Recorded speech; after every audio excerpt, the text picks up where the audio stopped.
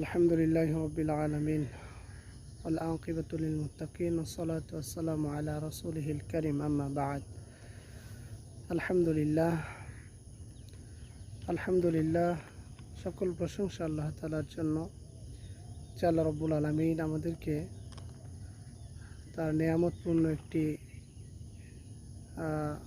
হাজারো নিয়ামতের মধ্যে একটি নিয়ামত হচ্ছে ঘুম। সেই ঘুম থেকে জাগ্রত করে তার দিনই কিছু কথা বলার জন্য তৌফিক দান করেছেন। এজন্য পরে আলহামদুলিল্লাহ দরুদ ও সালাম পেশ করে বিশ্ব নেতার প্রতি সাল্লাল্লাহু আলাইহি ওয়াসাল্লাম আত্মার মাগফিরাত কামনা করি। যারা ঈমান নিয়ে মৃত্যুবরণ করেছেন আল্লাহ পাক যেন তাদেরকে জান্নাতের উচ্চ মাকাম দান করেন, এবং যারা আযাবের বাসিন্দা হয়ে আছেন আল্লাহ রাব্বুল আলামিন তাদের জন্য আযাবকে মাফ করে দেন, আমিন। আল্লাহ রাসূল সাল্লাল্লাহু আলাইহি ওয়াসাল্লামের অসংখ্য সুন্নাহর মধ্যে আরও একটি সুন্নাহ হচ্ছে আমরা প্রতিনিয়ত খাবার খাই।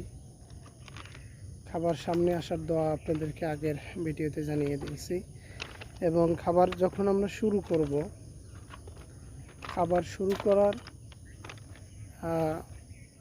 দোয়াটি হচ্ছে রাসূল সাল্লাল্লাহু আলাইহি সাল্লাম বলেন, আমরা সাধারণত বলি বিসমিল্লাহ, কিন্তু একটু বড় করে আমরা পড়ি যেটা রাসূল সাল্লাল্লাহু আলাইহি সাল্লাম ভাষায় বিসমিল্লাহি ওয়া আলা বারাকাতিল্লাহ। আল্লাহ রাসূল সাল্লাল্লাহু আলাইহি সাল্লাম আমাকে আপনাদেরকে এই ভাষাটি এই দোয়াটি পড়ার জন্য উদাত্ত আহ্বান করেছেন। সেটি হচ্ছে রাসূল সাল্লাল্লাহু আলাইহি ওয়াসাল্লাম বলেন যে তোমরা যখন খাবার শুরু করে দিবা, মুখে দেওয়ার আগে বলবা বিসমিল্লাহি ওয়া আলা বারাকাতিল্লাহ।